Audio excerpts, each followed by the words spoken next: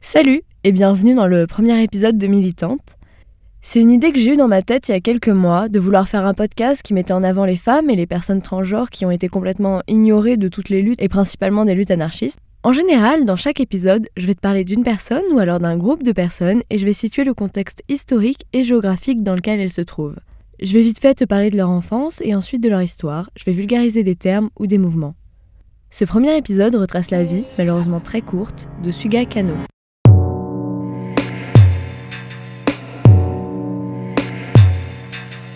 Je ne suis pas un homme. Je n'ai pas d'idée politique. Je n'ai pas d'avis.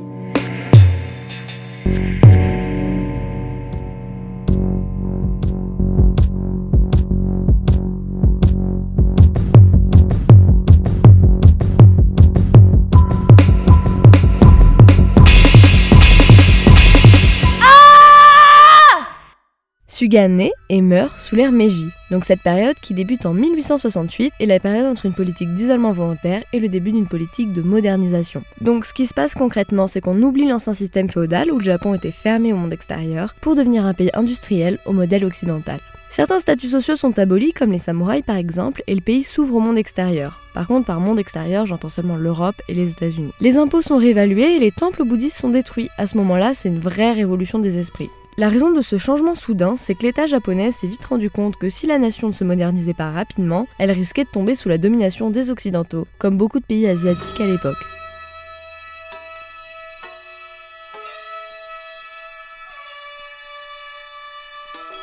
C'est donc en 1881 que Suga Kano naît dans le district d'Osaka. Déjà, son enfance est plutôt triste. Sa mère décède à ses 10 ans et son père se remarie avec une femme violente et très jalouse, qui la déteste et la croit possédée parce que Suga est né l'année du serpent. On part un peu sur une enfance à la Disney.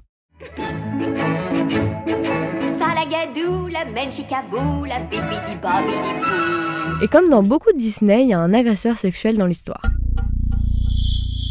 On n'a pas plus d'infos sur lui, mais on sait qu'il a violé Suga l'année de ses 15 ans. Dans la même logique patriarcale et rythmée par la culture du viol d'aujourd'hui, tout sera fait pour que les victimes aient honte et elle ne sera pas épargnée. Elle se rendra quand même compte que ce qu'elle a subi n'est pas normal et s'intéressera au même moment au féminisme. Elle lira Sakai Toshihiko, un écrivain socialiste, qui a notamment écrit un essai dénonçant la honte que peuvent subir les victimes de viol. En 1902, l'année de ses 21 ans, elle travaille pour la première fois dans un journal, l'Osaka Show.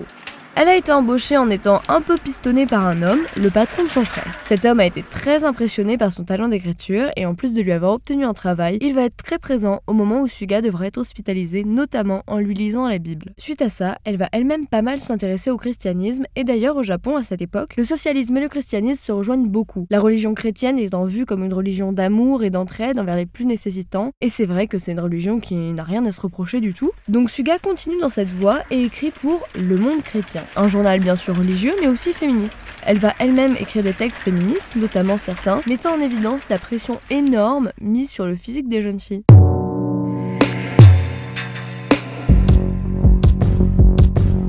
Je vais d'ailleurs en profiter pour faire une parenthèse, c'est pas parce que je parle de quelqu'un que je suis tout à fait d'accord avec ce qu'elle a dit ou alors ce qu'elle a fait. Dans le cas de Suga, elle a écrit pas mal d'articles abolitionnistes, c'est-à-dire visant à interdire le travail du sexe et plus précisément la prostitution. C'est pas du tout une idée que je partage, je veux absolument parler de Suga parce que je trouve sa vie vraiment passionnante, mais je pense que c'est important de le préciser.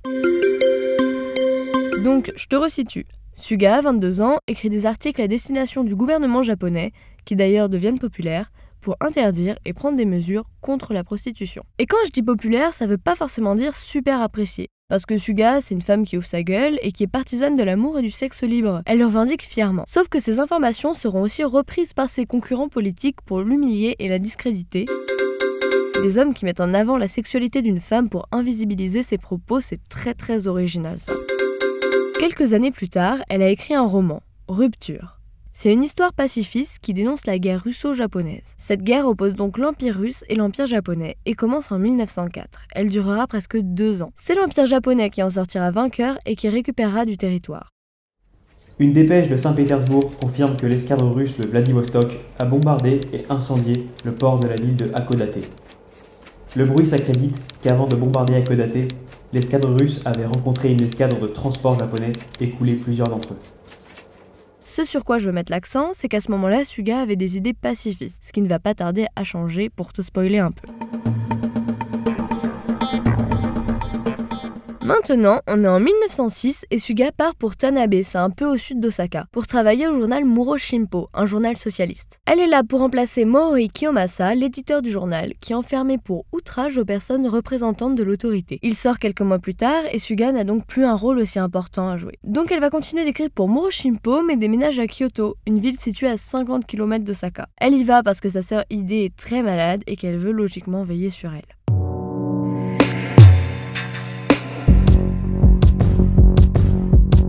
Mais là, entre dans notre histoire un nouveau personnage, Arahata Kanson. C'était son assistant à Muro Shimpo et une relation a démarré entre eux. Il a donc déménagé avec elle à Kyoto. Les choses ne vont pas en s'améliorant. Ide, la sœur de Suga, décède en 1907. Suga elle-même contracte la mystérieuse maladie. Son état l'empêche pendant 2 longs mois de sortir de chez elle et elle se sépare d'Arahata à ce moment-là. Elle a affirmé qu'elle ne s'est pas effondrée et a continué à participer à des événements socialistes et à écrire pour Muro Shimpo. Je retourne un an en arrière, en 1906, pour te parler d'un de ses articles, et clairement c'est ma partie préférée. Je vais pas te le mettre en entier, seulement te le résumer, mais déjà la première phrase te met bien dans l'ambiance. Parmi les nombreuses choses ennuyeuses de ce monde, je pense que les hommes sont la plus ennuyeuse. En gros, dans cet article très clair et sans filtre, Suga dénonce le discours masculin sur la virginité et la pureté féminine. Elle exprime son dégoût et provoque ces hommes qui veulent des bonnes épouses et des, je cite, des mères sages, sans se questionner sur leur comportement à eux. Et après cette partie où clairement elle ridiculise les hommes concernés, elle appelle aussi les femmes à se réveiller et à lutter, pas seulement contre leur mari, mais contre le monde masculin en général. Même si pour ma part, je trouve que lutter dans la sphère privée est un peu plus dur que dans la sphère publique. Insurgez-vous, femmes! Réveillez-vous! Tout comme la lutte dans laquelle les travailleurs s'engagent contre les capitalistes pour détruire le système de classe, nos revendications de liberté et d'égalité avec les hommes ne seront pas facilement gagnées, simplement parce que nous le voulons. Elles ne seront pas gagnées si nous n'élevons pas nos voix. Elles ne seront pas gagnées si aucun sang n'est versé. J'imagine très bien l'accueil que les masculins de l'époque lui ont réservé. On va maintenant parler un peu plus d'anarchie japonaise. Le 22 juin 1908, elle participe à une grosse manifestation appelée l'incident du drapeau rouge. Ce mouvement avait eu lieu en soutien à Koken Yamaguchi qui sortait à ce moment-là de prison. En gros, Koken, qui avait 25 ans à l'époque, est un militant anarchiste et un journaliste. La guerre russo-japonaise dont je t'ai parlé tout à l'heure l'a beaucoup fait écrire. Il dénonçait l'aspect capitaliste de cette guerre et a été arrêté parce qu'il distribuait des tracts antimilitaristes. Ses camarades de lutte l'accueillent comme il se doit en chantant des chants révolutionnaires, en soulevant leur drapeau rouge, en hurlant révolution sociale ou encore vive l'anarchie.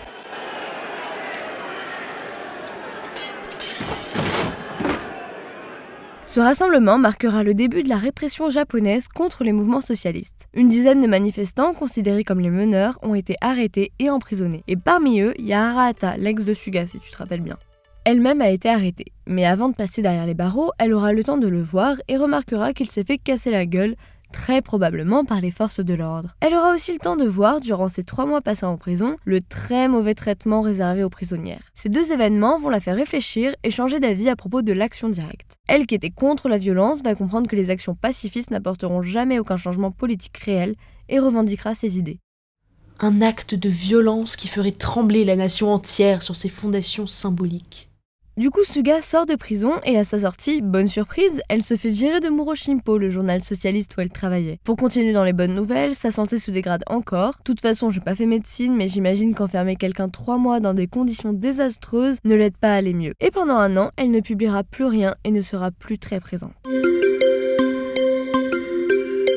Après cette période compliquée, elle a rencontré Tsutsui Kotoku. D'ailleurs, sa vie à lui est assez intéressante. Je te conseille de faire 2-3 recherches, mais en gros, le mec devient journaliste, écrit un bouquin anti-impérialiste et des articles radicaux, puis est enfermé quelques mois pour propagande. Au même moment, il découvre les écrits de Kropotkin, qui est un des plus grands théoriciens de l'anarchie, mais je te laisse te renseigner solo parce que je vais pas faire une biographie dans une biographie elle-même dans une biographie. Donc Tsutsui lit Kropotkin et adhère à sa pensée. En sortant de prison, il part aux États-Unis. Là-bas, il va critiquer l'empereur, la politique japonaise et en même temps, il va s'intéresser à l'anarchisme américain. Il discute aussi avec Kropotkin, puis traduit son livre La conquête du pain pour qu'il soit dispo et accessible pour les Japonais et Japonaises. Il participe aussi à la création des Industrial Workers of the World, qui est un syndicat que je vais sûrement pas mal te mentionner dans d'autres épisodes, avant de retourner au Japon. Le mec est assez impliqué. Suga et Shutsui se pécho, mais ils vont vite remarquer qu'il y a de grandes différences entre eux. Shutsui est d'abord attiré par la femme plutôt que par la militante. Comme beaucoup de ses camarades anarchistes, il niait le sexisme et disait que l'égalité était quelque chose qui allait se résoudre seul, une fois qu'une société nouvelle aurait été instaurée. Donc quand il a compris que Suga avait une force de caractère puissante et que c'était une militante bien plus investie que lui, il en prit un coup dans son petit cœur d'homme cis. Mon tchitcho bello, tu as un gros chagrin.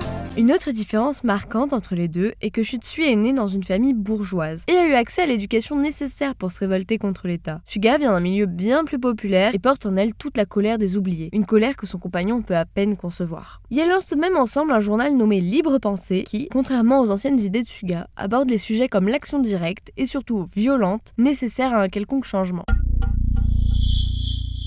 Là, je vais te parler de la partie la plus importante, le pourquoi est-ce que Suga est connue. On est en 1910. Avec Shutsui, elle fréquente des milieux anarchistes et donc bien entendu, elle rencontre des gens. Et un beau jour, Suga est mandatée par ses potes pour littéralement faire exploser l'empereur, rien que ça. Elle, ça va, elle est plutôt emballée par l'idée, mais Shutsui pas trop. Il dit que ça servira seulement à changer la personne à la tête du pays, mais pas le système politique en général, et se retire du projet.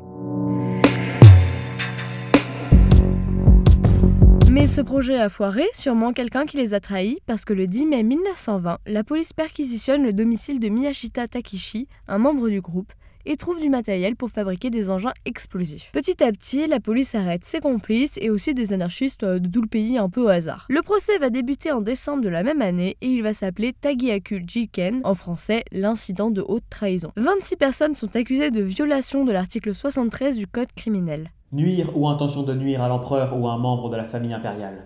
Seulement quelques personnes sont vraiment liées à l'affaire. Même Shutsui, on l'a vu, ne voulait pas participer, mais sa réputation politique, et peut-être même sa relation avec Suga, l'ont prise au piège. D'ailleurs, beaucoup d'anarchistes étaient en prison depuis l'incident du drapeau rouge, qui s'est déroulé du coup 2 ans avant. Sans ça, peut-être que beaucoup d'entre eux auraient été reliés à l'affaire.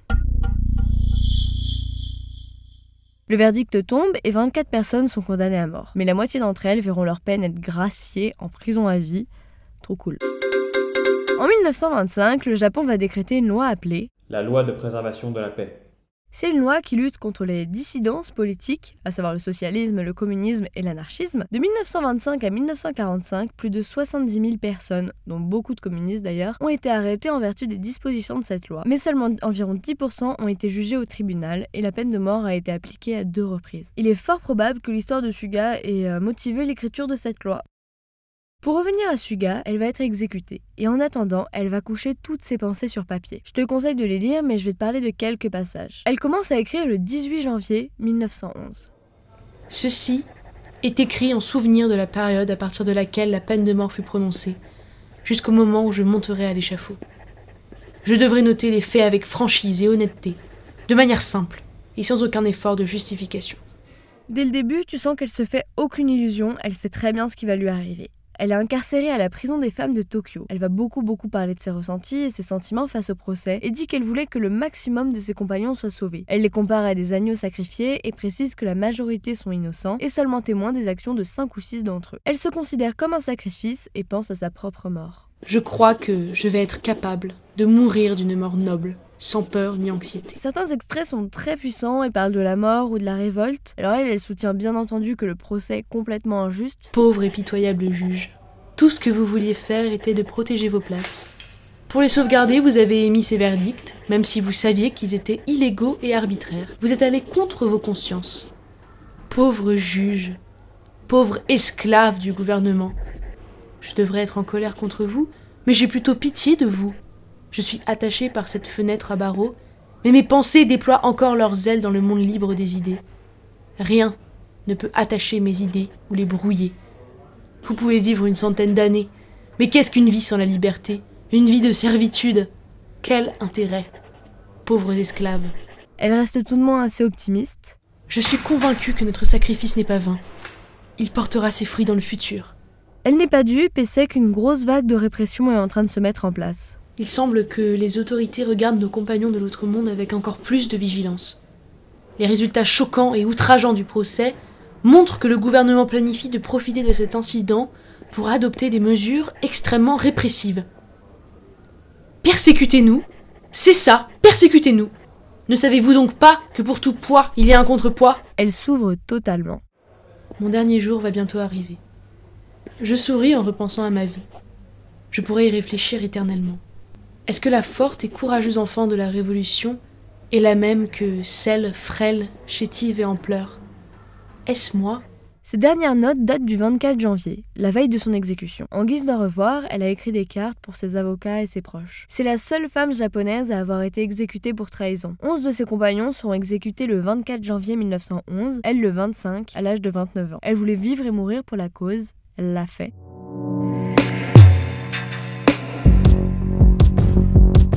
Et voilà que s'achève le premier épisode de Militante. Merci de l'avoir écouté jusqu'au bout. Tous les épisodes ne seront pas aussi tristes et ne se termineront pas forcément par une exécution. J'espère que tu auras appris quelques trucs et que maintenant au moins le nom de Suga Kano te dira quelque chose.